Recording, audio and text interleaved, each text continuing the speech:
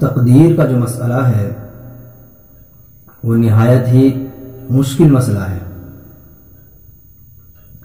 اس مسئلے کو عام طور سے بیان نہیں کیا جاتا کیونکہ بندہ شک کا شکار ہو جاتا ہے، اس لیے اس کو بہت کم بیان کیا جاتا ہے۔ لیکن چونکہ بندے کے دل کے اندر سوالات بہت پیدا ہوتے ہیں، اس وجہ سے اس کو بیان کرنا بھی نہایت ضروری ہے۔ تقدیر ایک ہوتی ہے تقدیر خیر، ایک ہوتی ہے تقدیر شر۔ تقدیر خیر تو اس کو کہتے ہیں کہ فلاں بندے کی تقدیر میں تھا یہ نماز پڑھے گا، یہ روزہ رکھے گا، تو اس نے نماز پڑھی، یہ اس کی تقدیر میں تھا، تقدیر خیر ہے یہ۔ ایک ہے تقدیر شر۔ تقدیر شر کا مطلب یہ ہے کہ فلاں بندے کی تقدیر میں تھا وہ چوری کرے گا اور اس نے چوری کر لی، اور پھر اس کو سزا بھی مل گئی، چوری کی سزا بھی مل گئی، اس کا ہاتھ کاٹ دیا گیا۔ تو یہ تقدیر شر۔ تقدیر شر کا یہاں مطلب یہ نہیں کہ یہ بری تقدیر، تقدیر تو اچھی ہے، لیکن اس بندے کا جو ہاتھ کٹا ہے چوری پر، یہ اس کے من کے خلاف ہے، اس لیے اس کو تقدیر شر کہا جا رہا ہے۔ ورنہ تقدیر خیر ہو یا تقدیر شر ہو، اللہ تعالیٰ کے یہاں سب برابر ہے۔ اب بندے کے دل میں سوال یہ پیدا ہوتا ہے کہ بھائی فلاں بندے کی تو تقدیر میں لکھا تھا وہ اس کو جان سے مارے گا، وہ اس کو قتل کرے گا، تو اس نے جو بندے کو قتل کر دیا ہے یہ تو اللہ تعالیٰ کی تقدیر کے مطابق ہوا ہے۔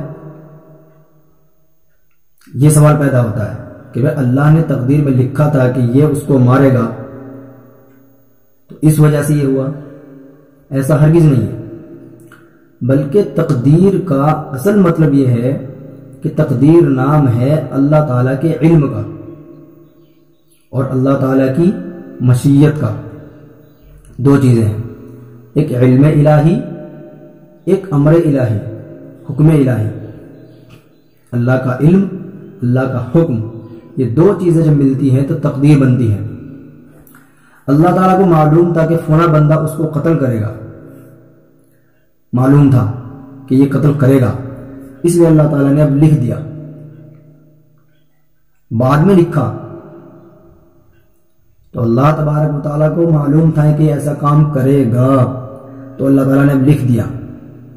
تو اب اس بندے نے جو قتل کیا ہے وہ اللہ تعالیٰ کے لکھنے کے مطابق نہیں، اس بندے نے جو قتل کیا ہے اپنے اختیار سے، اپنی عقل سے، اللہ تعالیٰ نے اس کو اختیار دیا، اس کو عقل دی، سمجھ عطا فرمائی، اس وجہ سے اس نے قتل کیا۔ اسی طرح سوال پیدا ہوتا ہے کہ فلاں بندے کی قسمت میں لکھا تھا وہ کفر کرے گا، لہٰذا جہنم میں کیوں جا رہا ہے؟ یہ سوال بندے کے دماغ میں آتا ہے کہ فلاں بندے کی تو تقدیر میں تھا بھائی وہ ایمان قبول نہیں کرے گا تو جہنم میں جل رہا ہے، تو سزا کیوں مل رہی اس کو جب تقدیر میں تھا؟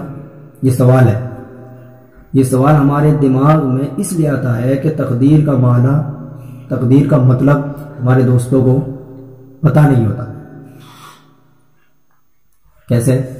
اس بندے نے جو کفر اختیار کیا ہے وہ اس وجہ سے کیا ہے کہ اللہ تعالیٰ کے علم میں تھا کہ یہ بندہ ایمان قبول نہیں کرے گا، اس لیے اللہ تعالیٰ نے اس کے لیے لکھ دیا، مقدر میں کر دیا کہ یہ ایمان قبول نہیں کرے گا، اس کے مقدر میں لکھ دیا کہ یہ ایمان قبول نہیں کرے گا۔ کیوں؟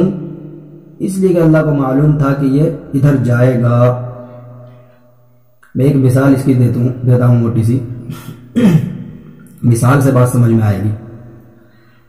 ایک شخص ہے جو یہاں سے دلی جا رہا ہے، دلی جا رہا ہے اپنے کام سے۔ میں نے اسے کہا یار عابد بھائی میرا یہ سامان دلی پہنچا دینا، میرا یہ کام کر دینا۔ اب وہ بندہ کہتا ہے کہ ٹھیک ہے جی کر دوں گا میں۔ اب میں نے اس کام کو لکھ دیا، طے کر دیا کہ میرا یہ کام کرے گا۔ تو اب یہ بندہ جو جائے گا دلی، اس وجہ سے نہیں جائے گا کہ میں نے لکھا، بلکہ کیوں جا رہا ہے؟ اپنی مرضی سے، اپنے کام سے۔ میں نے کیوں لکھا ہے کہ وہ جا رہا ہے۔ جب اس بندے کو جانا تھا دلی اور مجھے معلوم بھی تھا تو میں نے اب لکھ دیا۔ ایسے ہی اللہ تعالیٰ کو معلوم تھا کہ یہ بندہ کفر اختیار کرے گا، فلاں بندہ اس کو قتل کرے گا، تو اللہ تبارک و تعالیٰ نے اب لکھ دیا کہ یہ بندہ غلط کام کی طرف جائے گا، تو اس لیے اس کو سزا ملے گی۔